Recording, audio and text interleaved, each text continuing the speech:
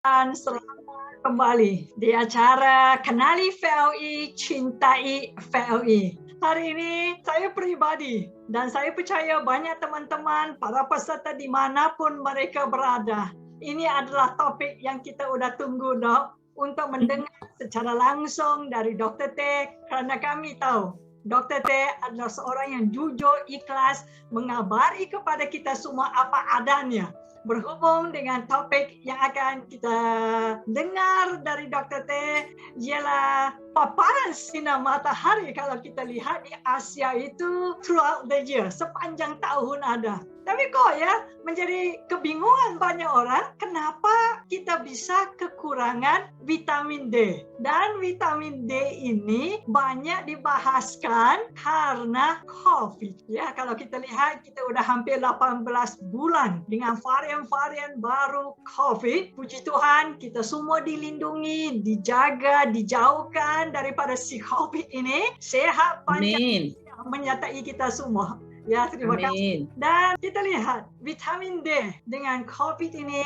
sering dibahas dan ada yang kata ini, ada yang kata itu. Tapi saya percaya keluarga besar Fiamo, teman-teman keluarga besar Fiamo menunggu-nunggu apa yang akan Dr. T sharing. Dan kalau kita lihat berhubung dengan kekurangan vitamin D, kenapa kok kita di Asia ini yang mataharinya sepanjang tahun bisa kekurangan vitamin D? Coba lihat ya. Ya, kita berjalan di bawah sinar matahari, tetapi kita lihat pakaian kita dari panjang, lengan panjang, celana panjang. Sebab kita ini, kita kata sebelum COVID ini takut dengan matahari. Kalau lihat matahari, payung, topi. Ya, itu penting sekali. Tapi sejak COVID ini, keadaannya berbeda. Keadaannya kita memilih untuk berjemur. Kalau kita lihat cara jemur COVID ya, ya, bapak-bapak atau ibu-ibu atau anak-anak ini akan jemur di bawah matahari,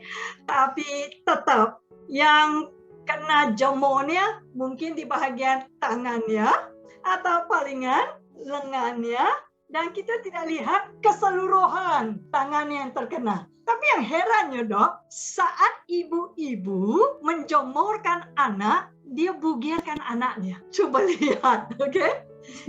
Kenapa? Karena ibu ini cara jemur yang benar. Tetapi untuk kita orang dewasa, masa mau dijemur dengan cara begini, kita kan bukan bule gitu. Tapi sebenarnya di alam bawah sadar kita, Dok, kita tahu jemurnya harus seperti yang dua anak itu. Baik, saya percaya teman-teman semua, para peserta menunggu untuk mendengarkan sharing dari Dr. T, dan kita akan memberikan waktu tim panelis, mereka yang masuk ke acara sampai ke saat ini, mereka layak untuk mendapatkan undian di akhir acara. Undian ini nama-nama mereka yang menyertai kita bersama dengan kita dari sekarang sampai Dr. T selesai berbicara. Karena kenapa? Info ini sangat penting.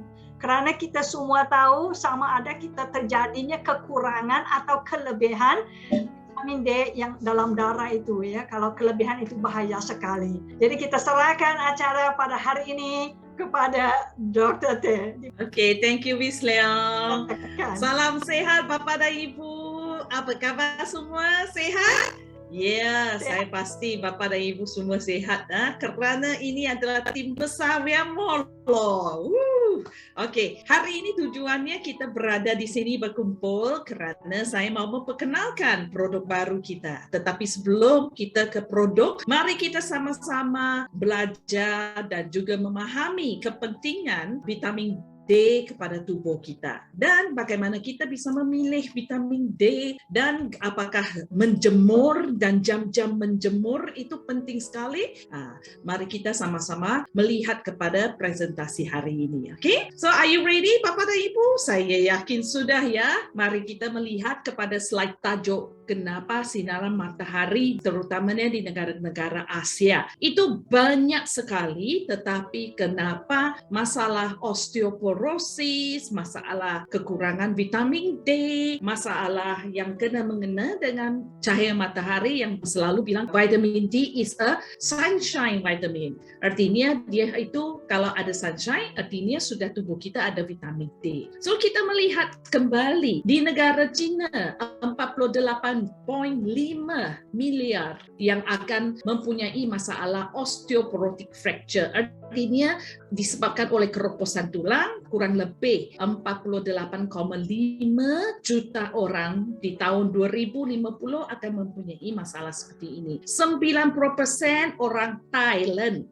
itu mempunyai risiko yang tinggi terhadap keroposan tulang. Orang Indonesia 4 daripada wanitanya, 1 daripada mereka, dari 4 orang, 1 wanita itu akan dari usia 50 hingga 80 tahun sudah mempunyai risiko mempunyai keroposan tulang. Di Filipina juga tinggi sekali, kurang lebih 10 million, 10 juta yang di tahun 2050. Vietnamese dalam kurang lebih 7 juta yang akan mempunyai risiko keroposan tulang. Dan kita melihat di sini bukan masalah osteoporotik yang kita khawatirkan, tetapi kecederaan ataupun keroposan tulang yang menyebabkan fracture, artinya patah tulang atau tulang retak, itu sebenarnya adalah satu masalah untuk jangka masa panjang. Terutamanya orang itu menjadi disabled, artinya tidak bisa bergerak, harus naik kursi roda, harus ditolong, kondisi seperti itu. Dan di Singapura, baru-baru ini mereka memberikan satu statistik yang baru, perhitungan yang mereka kalau mempunyai tulang retak di bagian pinggul. Artinya seseorang itu sudah ada keroposan tulang, tetapi dia kan nggak tahu. Kerana kenapa? Mereka tidak melakukan medical check-up. Selama ini tidak pernah mengonsumsi suplemen yang penting untuk menjaga kepadatan tulang. So mereka tidak tahu waktu dia duduknya agak keras.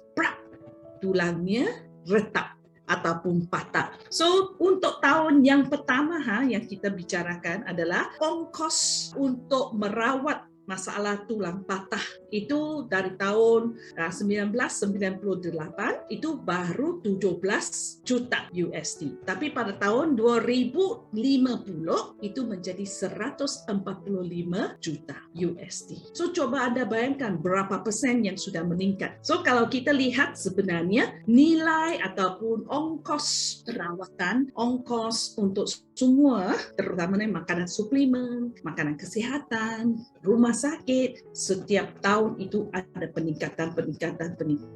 Okay? So kita lihat di sini memang vitamin D deficiency di Asia menjadi problem yang cukup besar. Dan kita lihat kalau masalah tulang pinggul yang patah itu banyak atau tidak orang yang mempunyai masalah. Dalam waktu 30 tahun ini, kurang lebih sudah ada peningkatan 2 hingga 3 kali lipat dan kurang lebih 50% lebih daripada masalah fracture sekarang itu pada tahun 2050 akan terjadi. Masalah ini disebabkan oleh apa? 2 pemicu utama adalah mengonsumsi vitamin yang rendah dan juga mengonsumsi kalsium yang sedikit.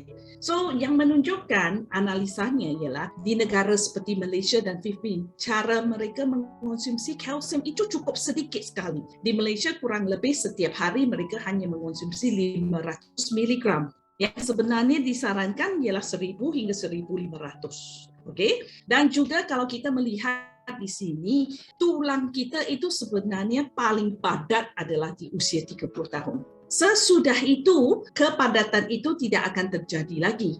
Hanya akan terjadi keroposan. Usia kita meningkat, keroposan itu juga meningkat. Kepadatan itu akan menurun. Faham hati saya? So, oleh sebab itu, kalau kita mau mempunyai tulang yang sehat, kapan kita harus mulai jaga tulang kita? Usia 30 tahun.